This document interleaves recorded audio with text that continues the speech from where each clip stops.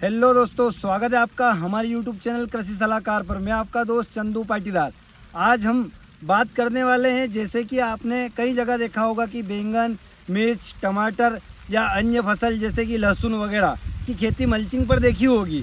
बाकी यहाँ पर हमारे किसान भाई ने आज एक नया इन्होंने मल्चिंग पर प्याज उगाए हैं। वो यहाँ पर जो नासिक प्याज की खेती होती है, ये उन्होंने यहाँ पर मल्चिंग पर की है। तो किसान साथी से इससे अपने को डिटेल में चर्चा करते हैं कि इन्होंने ये खेती कैसे की और क्या क्या इसमें और प्रॉब्लम क्रिएट हुई और कैसे इसका समाधान इन्होंने निकाला। तो स्वागत है सर आपका हमारे यूट्यूब चैनल पर। धन्यवाद। आप अपना नाम बताइए। महेश पाटीदार, गांव रोजाना, जिला रतलाम, तहसील जावरा, मध्य प्रदेश।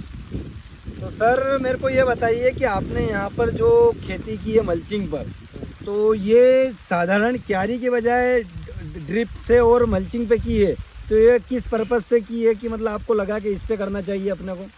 मैं लगभग 5-6 साल से ऐसे ही क्यालों में मतलब लगाता था मैं जी। से।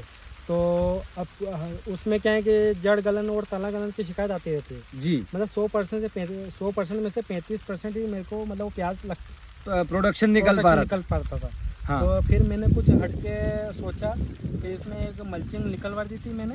हाँ। मल्चिंग पे फिर मैंने डायरेक्ट बीज की रोपाई करवाई मैंने। जी। तो उसमें क्या है कि मैंने ये सोचा कि मजदूर का भी काम खत्म हो जाएगा। तो आपने खेती कैसे शुरू की थी, इसका मेरे को डिटेल में बताइए।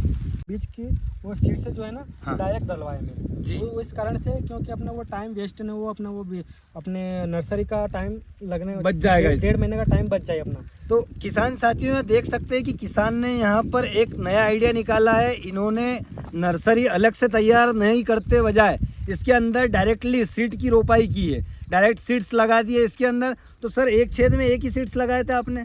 हाँ, एक चीज में एक ही लगाए, लेकिन जिसको कहीं 2 बार कई 2 ना उससे अपने हाँ। चटाई टाइम पे निकलवा दिए। तो यहाँ पर किसान ने जहाँ पर 2 सीड्स लग गए, मजदूर से अननेसेसरी ज़्यादा लग गए हैं, तो वहाँ पर इन्होंने एक से मतलब जहाँ 2 थे उनको सिंगल पीस कर दिया, और जहाँ पर मतलब सीड्स नहीं जर्मिनेट हुआ है वहाँ पे उसको इधर से उधर रिवर्स कर दिया है।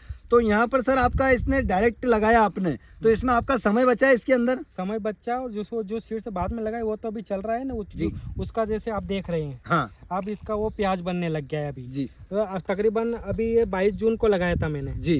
तो ये तकरीबन 3.5 महीनों में ये जो डायरेक्ट वाला है ना वो बाहर हो जाएगा। तो इसमें आप देख सकते हैं कि सीधा न सीधे कहीं ना कहीं अपने को नर्सरी तैयार करने में लगभग 45 से 50 दिन लगते हैं। उसके बाद रीप्लांट करने के बाद वापस अपने को 3 महीने लगते हैं। जहां पर 5 महीने लग रहे थे, वहां पर भैया ने सिर्फ 3.5 महीने में कंप्लीट कर लेंगे इसकी। को बताइए कि इसको लगाने से आपको क्या क्या फायदा हुआ?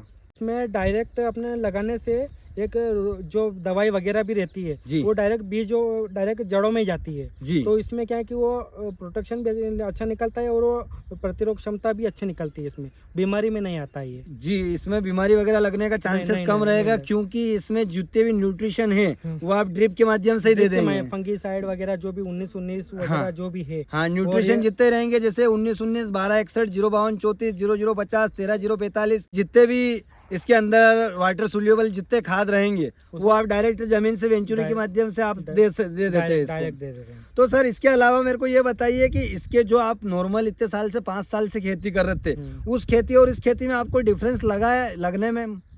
उसमें काफ़ी 10 किलो भी हम लगा देते तो भी कुछ हाथ आता नहीं था। हाँ। और इसमें 1 बीघे में 1 किलो 500 ग्राम सीड्स ही लगा।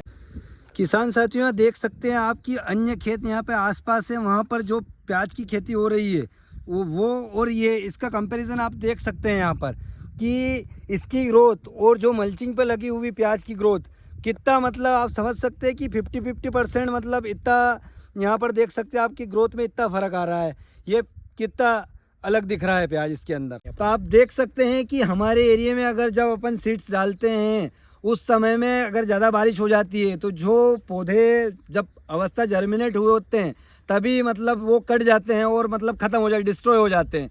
तो उसकी जगह से मतलब कभी कभी ऐसा होता है कि 3 किलो 4 किलो से लगा के 10-10 किलो 1 बीघा के सीड्स लग जाते हैं, उसके बावजूद भी अपनी जगह फिलअप नहीं हो पाती है। तो यहाँ भैया ने डायरेक्टली लगाए तो इनका सबसे पहला बचत यही हुई है कि जो जर्मिनेशन प्रक्रिया थी वो अच्छी हुई। इसके अलावा ये समय समय से पानी दे सकते हैं इसको। इसके अलावा यहाँ पर बहुत ही बेटर तरीके से फसल ग्रो कर रही है। तो सर इसमें मेरे को ये बताइए कि आप जो स्प्रे कर रहे हैं फोलियर स्प्रे जितने, इसमें स्प्रे में भी अपने को फायदा हुआ है? स्प्रे में कम देना पड़ता है, इसमें प्रतिरोधक क्षमता जड़ से जैसे मजबूत होगा, पौधा मजबूत जी। होगा तो इसमें बीमारी का आने का कारण ही नहीं रहेगा। तो इसमें जैसे कि जो मुख्य बीमारियां रहती है जैसे कि कॉलर रोग और जो मतलब जलेबी रोग वगैरह जो रहती है, इसकी संभावना कम रहती है। और इसमें आप ये बताइए कि अभी तक कितने स्प्रे कर दिए इसमें आपने अभी तक? इस पे मैंने सिर्फ 2 ही स्प्रे करे हैं, बाकी सब ये अंदर जड़ से दिए हैं। तो आपने यहाँ पर सिर्फ 2 ही स्प्रे किए हैं। 2 ही स्प्रे तो यहाँ पे आप देख सकते हैं सीधे सीधे यहाँ पर स्प्रे की बचत हुई है यहाँ पर। तो सर मेरे को ये बताइए कि इसमें जो है जैसे थ्रिप्स वगैरह जो बीमारियाँ रहती है, इसका भी अटैक कम देखने को मिलता होगा अटैक आपने? कम दिखने वाला, क्योंकि वो तना ही मजबूत है। हाँ, तना अगर आप देख सकते हैं कि अगर तना मजबूत होगा, अगर फास्फोरस की कमी अगर नहीं रहेगी फसल में, तो अगर उसका डंठल मजबूत होगा तो उसको रोग प्रतिरोधक क्षमता ऐसे ही विकसित रहेगी, तो जिसकी वजह से यहाँ पर पौधे में बीमारियां कम आएगी। तो जिसका आपका जो खर्चा लगा है वो आप मान सकते हैं कि स्प्रे में ही निकल गया अपना स्प्रे खर्चा। में निकल गया, अगर अपन यूँ करेंगे तो इसमें स्प्रे बहुत ज़्यादा लगेगा। ज़्यादा लगेगा। तो देख सकते हैं किसान साथियों की इन्होंने इनडायरेक्टली यहाँ पर जो अपन देख सकते हैं कि इसमें जो खर्चा लगाया है वो आपका स्प्रे में बच गया है। इसके अलावा सर मेरे को ये बताइए कि इसका आपने जो प्लांट टू प्लांट दूरी कितनी रखी थी इसकी? 4 बाय 4 4 बाय 4 डिस्टेंस रखी थी। इंच। 4 इंच बाय 4 इंच की इन्होंने डिस्टेंस रखी थी। तो सर इसके अलावा मेरे को ये बताइए कि इसमें जो आपने मल्चिंग बिछाया कितना माइक्रोन बिछा रखा आपने? 25 माइक्रोन बिछा रखा है मैंने। जी, ये मेरे को ये बताइए कि 1 बीघे में कितनी मल्चिंग लगती है इसमें? इसमें 4 बंडल लगेंगे वो। 1 बीघे में 4 बंडल लगे आपके। तो सर आप इसके अलावा मेरे को ये बताइए कि इसमें जो आप समय बता रहे हैं इतना आप टाइम और पीरियड में कैसे कवर कर लेगा इतना जल्दी? जैसे आप बता रहे हो कि कहीं अपने को 5 महीने लगते हैं, वहाँ 3.5 महीने ही लगेंगे, तो 1.5 महीने कैसे फिलअप कर लेगा समय को?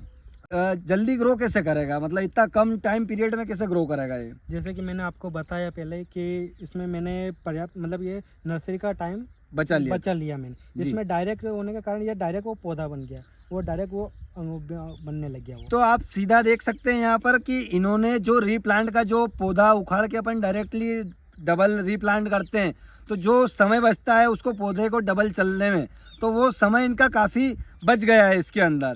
तो सर मेरे को ये बताइए कि इसका आप नॉर्मल अगर आप 5 साल से खेती कर रहे हैं तो बरसाती प्याज आपका कितना निकलता है 1 बीघे का? बरसाती प्याज जैसे मैंने भी आपको पहले बताया कि इसमें 100% में से मेरे को 100% से लगाता था मैं सीड से जी क्यालो के माध्यम से जी तो इसमें मेरे को 35% ही हाथ में आता था। जी, बाकी सब बाकी खत्म सब हो फेल जाता था। जड़ गलन और तला गलन की शिकायत जी, आती रहती थी इसमें। जी और इसमें क्या है, मल्चिंग के माध्यम से इसमें ज़्यादा गलन भी होने की शिकायत नहीं आती जी, क्योंकि ये ऊपर उठा हुआ है ऊपर धरती उठा से। है, हाँ। हाँ और ये पानी होके निकल जाता है। जी, नालियों में बह के पानी निकल जाएगा यहाँ पे। हाँ। तो सर आप ये बताइए कि इसमें प्रोडक्शन एक आइडिया बताइए आपको कितना निकल सकता है इसके अंदर? इसमें अगर हम सही से सोचे कि 70 से 75 कुंटल आसपास निकल सकता है। 75 क्विंटल के आसपास इसका प्रोडक्शन निकल 1 जाएगा। बीघे में। जी सर। ये बरसाती प्याज का इसके अलावा अगर इस मल्चिंग को आप रीयूज करना चाहे तो भी कर सकते हैं इसके बाद वाली फसल में? हाँ बिल्कुल, आप जैसे कि आलू लगा सकते हैं या फिर चना लगा सकते हैं। जैसे इसके कोई- अलावा आप अन्य खेती करना चाहे तो भी इसका डबल यूज कर सकते हैं डायरेक्ट इसका। यूज कर सकते हैं। तो दोस्तों उम्मीद है आपको वीडियो पसंद आया होगा। अगर वीडियो पसंद आया हो तो चैनल को सब्सक्राइब करना ना भूलें और अन्य किसान भाई को शेयर करना ना भूलें।